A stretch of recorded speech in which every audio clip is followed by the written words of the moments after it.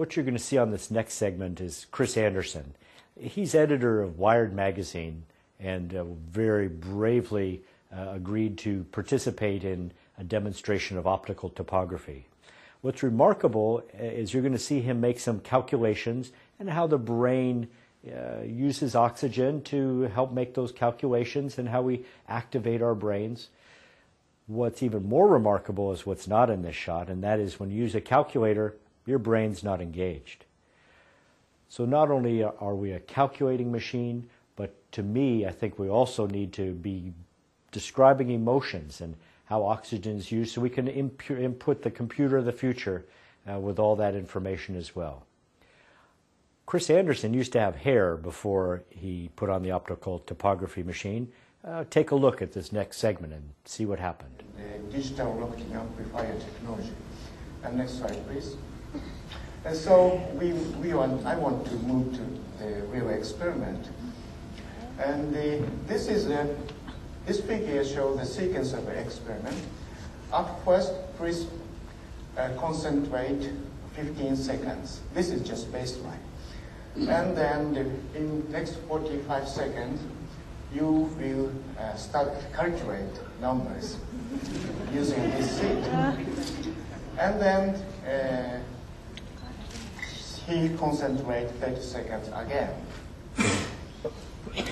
Everything? It's worth noting that before we did a run for this afternoon, I had a full head of hair.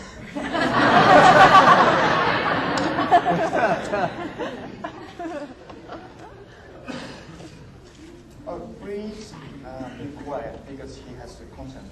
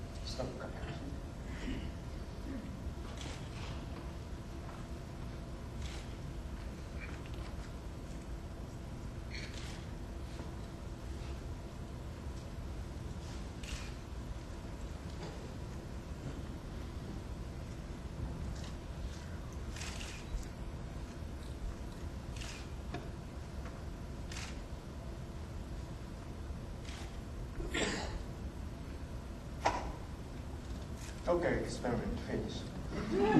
Is your answer correct?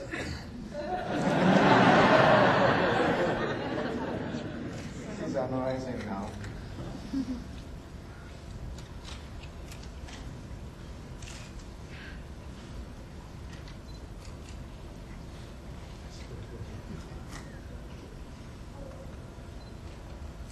And see, we replay his brain activity. So, wait a moment.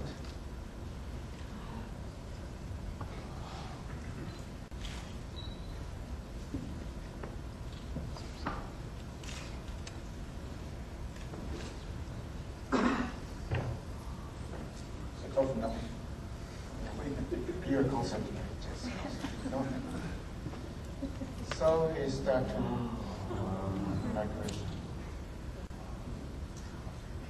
Your brains work very well. Actually, the red means the increase in the blood volume by the brain activity.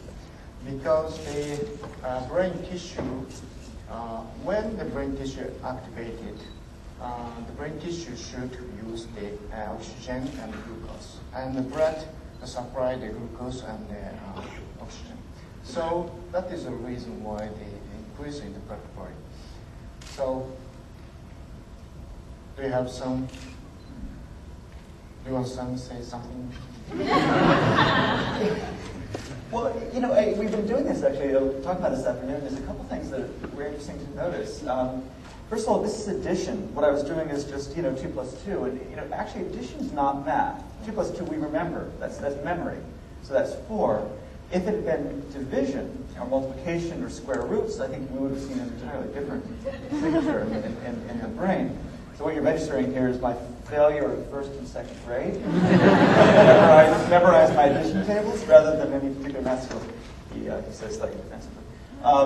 And the other thing is, it was worth noting, we were talking about some of the other techniques that are used for brain imaging, fMRI being one, and Doppler ultrasound, which was another. And I was interested to hear what's special about this. And it turns out, and I think this was hinted at in the earlier presentation, that with fMRI, which you've heard a lot about, and it seems to give you similar things, it's actually quite invasive. You can't just be sitting at a table. You have to be in a big machine, and you don't get this kind of you can't get the real-time indicators. And it turned out, and I didn't know this, but Doppler ultrasound doesn't go through skulls. Ultrasound is very difficult to go through the skull because the ultrasound was scattered by the skull. So it's very difficult to get the high resolution image. So I think the optical method is one solution, only one solution to measure it under the natural condition. So I thank you for the education. You're welcome.